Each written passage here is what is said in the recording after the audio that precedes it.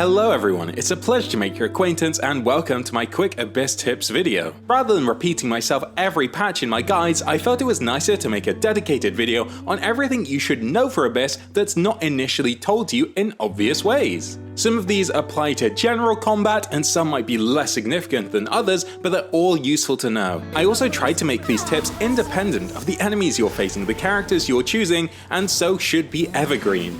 So in no particular order, the first one I want to start with are what are non-continuous and continuous runs, because this applies to any of the floors from 9 to 12. So in Abyss we know that we pick 2 teams and go through 3 chambers over 1 floor, and the goal is to get 3 stars in every single one of those chambers for a total of 9 stars. Then you'll get all the Primogem rewards. And so for a continuous run you would simply pick 2 teams and go through all 3 of those chambers, all in one go, getting all the rewards, using the exact same teams for every single chamber.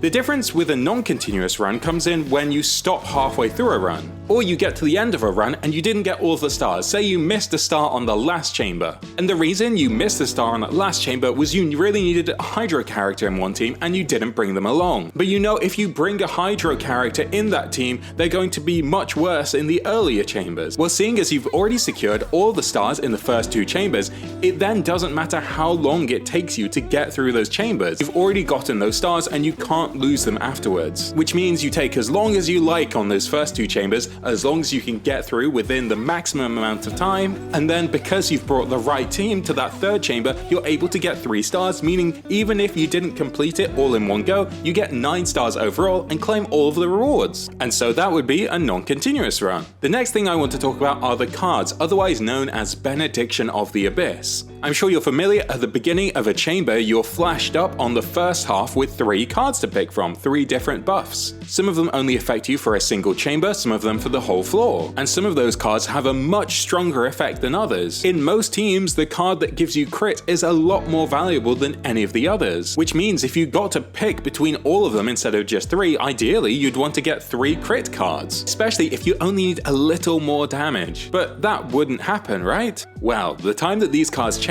are on daily reset, which means if you're halfway through a run, you get to the 2nd chamber and it offers you awful cards. You instead decide, okay, I'll leave this for a different day, pause it, and you come back the next day after daily reset, you can still continue from that 2nd chamber and you'll be offered a different selection of cards. Maybe you'll get one which is significantly more useful to you. You can then grab the card that's going to have a much more significant effect on your run and secure all those stars. While I'm here, I also want to mention quickly that if you're really struggling on one chamber, maybe you're doing non-continuous run, maybe you're on the last chamber, there's some cards that have negative and positive effects and they're a lot stronger but only last for a single chamber. A good example of this is the one that gives you minus 15 defense but plus 40 attack. You can see that this is double the buffs you'd get from a card that would affect the whole floor. On a different note, but still talking about the buffs you get, I should mention Imagium Theatre buffs. The buffs that the opening characters get in Imagium Theatre give them 20% attack, defense, and HP. This only applies to the 6 of them. But as you can see when you're looking over your list of characters, these buffs apply not only just in Imagium Theatre but in the overworld, and they also apply in Abyss. While the buffs themselves aren't monumental, it's something worth considering when you're picking characters. Something I've wanted them to add in Abyss for a long time that they kind of fixed is resetting all of your properties when you retry a floor. They changed this at some point, so it actually resets your cooldowns properly now. It also resets things like Barbara's and Chi-Chi's revives. But this won't set some other properties, and one of the most important ones is stamina. If you're playing a character that's very stamina dependent, maybe you're playing Hu Tao and you need to charge attack a lot, and so after a failed run you quickly reset and go to start the chamber again, you should realize you're not starting with maximum stamina. So if you are playing a character that's stamina dependent, you'll have to have a little more patience to get the most out of your character. There's 2 notes that I should make for energy. We'll start with the less significant one, which is energy between halves. When you defeat the first half of a chamber, the game usually pauses. And when you defeat an enemy, they usually drop energy particles, but because the game has paused, you're not able to collect these. Instead, these stick around when your next team appears. And say you don't have enough energy on your characters right away, if you quickly go start the chamber, you can pick up those energy orbs from the defeated enemies. This applies to lots of little things that stick around the chamber, like crystallizers.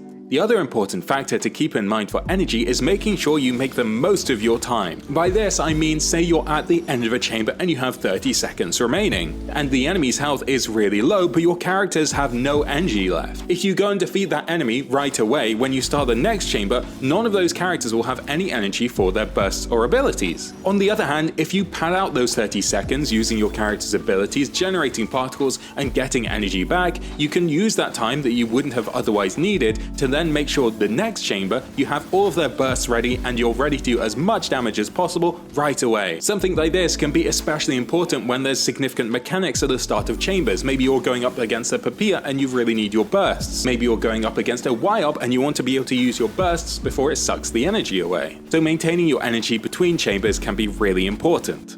Mentioning annoying enemies, I should also say this is something that's definitely more basic and a lot of people don't really like to do or think it's necessary to do, but if you're struggling with an enemy's mechanics, not only can you look up guides on how to do it, but you can just go practice them in the overworld. Sure, some enemies can have different mechanics and slightly different resistances and health bars, but overall they perform pretty much the same in the overworld as they do in Abyss. So if you're getting really frustrated at an enemy's attacks, go practice them in the overworld where it's easier. And that should be most of the general tips I have. There is one last section that I also want to mention. It didn't really feel like it fit in this video as it's quite obvious and very general, but it's simply too important not to include, which is just know how to play the game.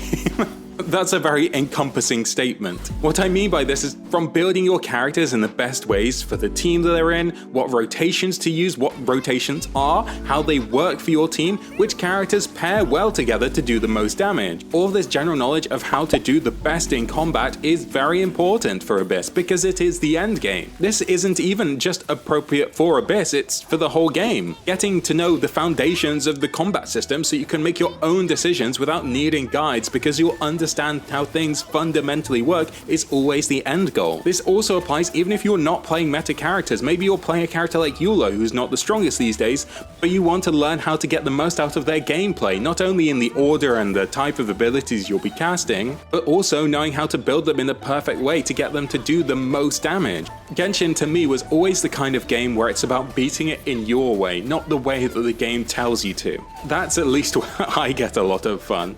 So take your time. As Zhongli said, every journey has its final day. Don't rush.